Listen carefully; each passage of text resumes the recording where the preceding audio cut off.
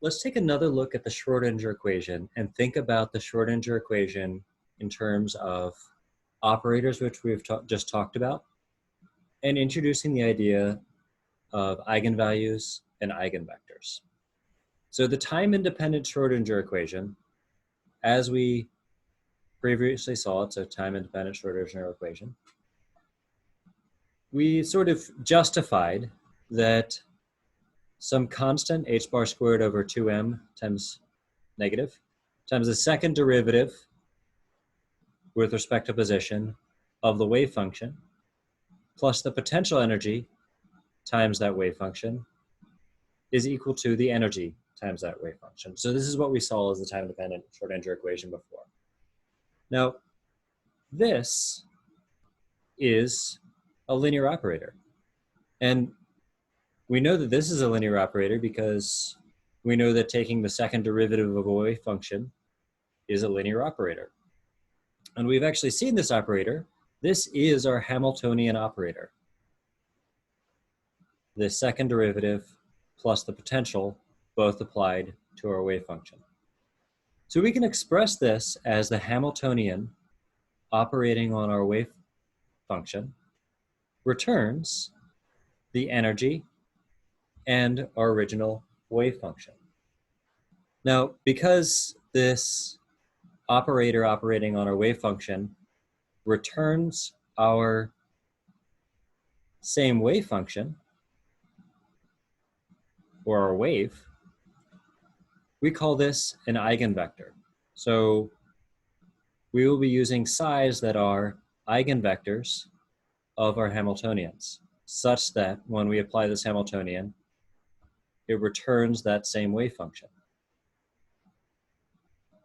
Eigen coming from the German word for the same, so it returns itself. We also introduced the eigenvalue. The eigenvalue is a number. Energy is a number. Right? This might be 5 joules. 5 joules is a number.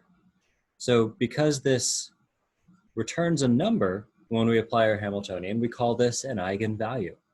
So we can express our time-independent Schrodinger equation as an operator operating on an eigenvector and returning an eigenvalue and an eigenvector. And so we'll use this to find our wave functions and our energies for quantum mechanical systems.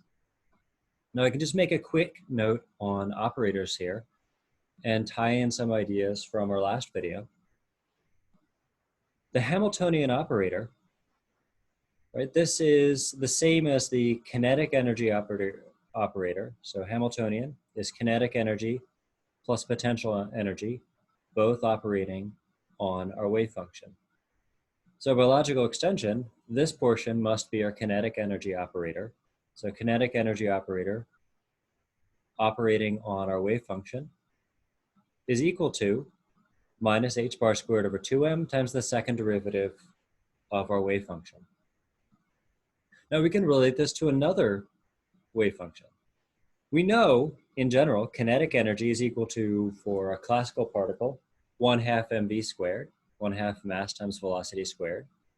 We could rewrite that as mv quantity squared over 2m, or momentum squared over 2m. So we would expect that the momentum operator squared over 2m is going to be equivalent to our kinetic energy operator. So I introduced the momentum operator in the last video. And so if we have 1 over 2m times our momentum operator squared, now we can write that as 1 over 2m times our momentum operator again on operating on that wave function. And I defined the momentum operator in the last video, 1 over 2m times minus ah bar ih bar derivative with respect to position.